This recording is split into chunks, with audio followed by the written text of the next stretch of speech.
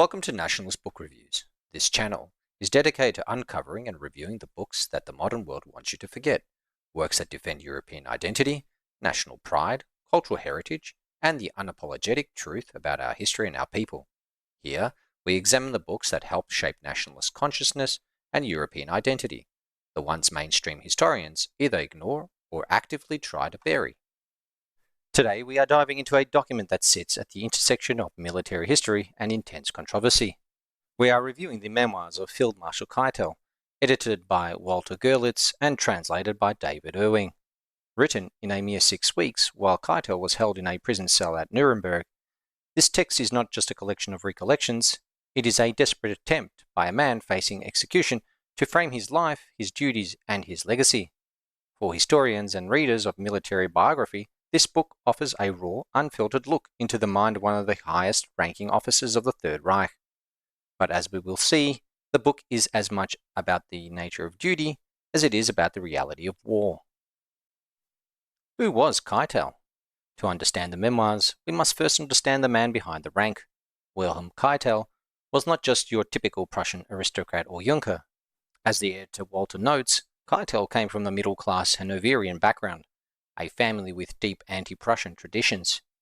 He was a man defined by extreme correctness and an insatiable lust for work. Rising through the ranks to become the chief of the German Armed Force High Command, he was essentially the bridge between Adolf Hitler and the traditional military establishment. He was often described as a shield-bearer for the Führer, a man who believed that his primary moral obligation was not to a constitution or a people, but to an absolute obedience owed to his sovereign. This tension between personal conscience and military duty is the very heartbeat of his narrative. Now let's look into the historical context of the text. This personal tension is inseparable from the historical context in which Keitel lived and wrote. The memoirs cover a period of unprecedented upheaval, spanning the rise of National Socialist era through the campaigns in Poland, France, and the Soviet Union. However, we must also consider the Nuremberg context. These pages were written in 1946 amidst the ruins of a collapsed Reich. The author is writing under the shadow of the gallows. This creates a unique historical lens. He is attempting to explain the decisions of a nation that the world has already judged, while he himself awaits that judgment. The memoirs serve as his final defense, written without access to any official documents, relying entirely on his memory and his professional sense of honor. This background of crisis and transition sets the stage for the specific observations he makes through the text. Now let's explore some of the core observations. Following from this backdrop of total war, we encounter Keitel's core observations. The book is structured to guide us through the most decisive phases of his career. First, he examines the political-military transition. He details the friction between the traditional Reichswehr and the rising National Socialist Party influence, specifically the tensions between the regular army and the SA. Second, he provides an account of the operational reality of command. Keitel offers a detailed look at the lightning wars in the West. He describes the technical and logistical hurdles of the invasion of France and the immense strategic weight of the operations against Czechoslovakia. Third, we see his perspective on the Eastern Front and the Russian campaign. This is perhaps the most harrowing section, where he reflects on the sheer scale of the conflict with the Soviet Union and the difficulties of the winter of 1941, and the eventual realization that the war was being lost. Finally, the memoirs touch upon the personal toll. Through extracts of his wartime letters to his wife, we see a side of Keitel rarely seen in official documents, a man struggling with nervous exhaustion, the loss of his son in Russia, and the crushing weight of his responsibilities. These observations are presented through a very specific rhetorical lens. Keitel's writing is characterized by a cumbersome and involved diction, as the editor notes. He does not write with the flair of a novelist, but with the precision and the rigidity of a professional staff officer. His rhetoric is built upon the concept of duty as destiny. Throughout the text, Keitel uses language that minimizes his own political agency. He often describes himself as a passenger to history, a man caught in the force of human destiny. By framing his choices as professional obligations rather than political endorsements, he attempts to create a rhetorical shield. He presents himself not as a political architect, but as a lightning conductor, a soldier who simply executed the orders of the state, regardless of the personal or political cost. When we critically evaluate this work, we must weigh its immense historical value against its inherent subjectivity. As a primary source, it is invaluable. It offers a rare window into the internal mechanics of the OKW, Oberkommando der Wehrmacht, and the mindset of the high-ranking commander who was at the center of every major decision. For those studying the transition from the Weimar Republic to the Third Reich, his accounts of the restructuring of the Wehrmacht are essential. However, the reader must remain aware that this is a memoir written by a man in extremis.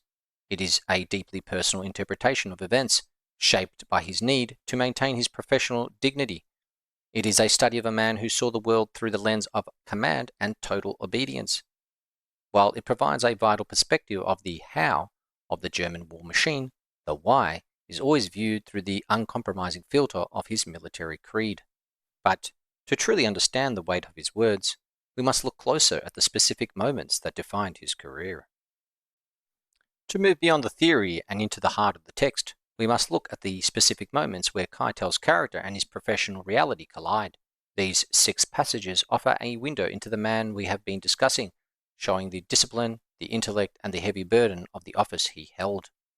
Passage 1, the professional foundation, early career, context from Chapter 1 regarding his rise through the officer corps. First, we see the emergence of a disciplined officer. In his early years, Keitel was noted for a level of conscientiousness that set him apart. Even as a young lieutenant, he pledged to his peers a life of no skylarking and no affairs with women. This wasn't mere youthful idealism. It was the foundation of a man who believed that a soldier's excellence was found in his self-control and his absolute dedication to the task at hand. It shows us that his later administrative mastery was not an accident but a lifelong habit of precision. Passage 2, the architect of expansion, the 1930s. Context from Chapter 1 regarding his work in the T2 Department, Troop Office. We see his brilliance as an organizer. Even his most famous rivals, such as von Manstein, were forced to admit that in the field of military organization, Keitel did the most excellent work. During the years of the Reichswehr, he was the silent architect of the A Army, the secret reserves that allowed Germany to expand its forces despite the restrictions of the Versailles Treaty. This passage highlights that Keitel was not merely a follower of orders, but a high-level strategist of logistics and personnel, capable of building a massive military machine from the ground up. Passage 3, the weight of command, the 1938 crisis. Context from Chapter 2, regarding the Blumberg-Fritsch crisis. We witnessed the immense pressure of the High Command.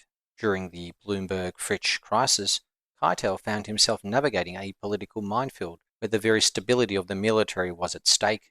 He describes the unbearable weight of these years where every decision could shift the fate of the nation. This passage provides insight into the lightning conductor role he described, the man who absorbs the shocks of political instability so the military structure can continue to function. It reveals the intense mental strain of a man trying to maintain order in a time of total chaos. Passage 4, the shadow of the East, the Soviet Union. Context from Chapter 1 and 4, regarding his early impressions of the USSR and the planning for the Russian campaign. We see the shift from the domestic politics to global consequences. Even before the first shots were fired, Keitel was deeply observing the Soviet Union, noting the strict leadership and the high status of their army. As the drums of war grew louder, he became a key figure in the immense logistical challenge of preparing for the invasion of the East. This passage captures the gravity of the era, a time when the German High Command was attempting to prepare for a conflict of unprecedented scale, driven by a conviction that a clash with the Soviet Union was not just likely but inevitable. It marks the moment the German military machine turned its full attention toward the vastness of the Russian frontier. Just a side note, Keitel provides extensive accounts of the steadily increasing concentration of Soviet forces and the intelligence indicating that the Soviet Union was methodically preparing for an attack on Germany. Passage 5, the personal sacrifice, the letters. Context from the extracts from Keitel's wartime letters to his wife. We see the human element through his private correspondence. In his letters to his wife, Lisa, we see a man who, despite being the chief of the High Command, was profoundly concerned with the sanctity of his home. He writes of the mountain of desk work and the frightful nervousness that plagued him, yet he remained steadfast in his duties. These letters provided a poignant insight. They showed that his devotion to his country was matched by a deep, quiet devotion to his family, even when the two worlds were in constant, painful conflict. Passage 6, The Final Dignity, the End of the War, context from Chapter 8, regarding his final days in the Nuremberg cell. Finally, we see his unwavering sense of honor in the face of total defeat. In his final notes, written in the darkness of a prison cell, Keitel reflects on his life with a remarkable lack of bitterness. He describes the physical and mental toll of his confinement, yet he maintains a profound respect for the office he held and the duty he performed. Even as he faced the end, he remained a soldier of the old school, viewing his life not as a series of political triumphs or failures, but as a singular, uninterrupted mission of service. It is a powerful, if somber, testament to a man who lived and died by a code of absolute, unyielding loyalty. In closing, my personal assessment of these memoirs is that they serve as a profound piece of military history. The book provides an incredible in-depth analysis of the war mechanics. Keitel's explanations of the logistical and strategic struggles, such as the devastating attrition seen in the struggle of Stalingrad, are masterful. The inclusion of detailed maps and strategic diagrams provides a vital visual layer that helps the reader grasp the sheer complexity of the German offensives on the Eastern Front. From a certain nationalist perspective, the narrative is also deeply tragic. It presents a man who, despite the weight of his actions, functioned with a sense of duty that makes his end at Nuremberg feel like a selection of necessary scapegoat rather than a pursuit of pure justice. This is a profound sadness in the fact that a man of his rank was denied even the traditional dignity of an honourable death by firing squad. I must also commend the work of David Irving. His translation and editorial additions are exceptional. He has skillfully expanded upon the original text, filling in the crucial gaps left by the initial editor, and provided a more complete picture of the history. Overall, for any student of military strategy or the complexities of the Second World War, is a must-read. I give this work an 8.5 out of 10. It's a heavy, complex, and essential read. Thank you for listening today. I hope you enjoyed this review. In my next video, I'll be exploring a new book. If you enjoy this kind of content, please leave a like or a comment below, and make sure to subscribe for more. Stay safe and see you on the next video. Die Fahne hoch mit Schwung voran, marschieren die Preußen und Waffenmann, es gibt niemanden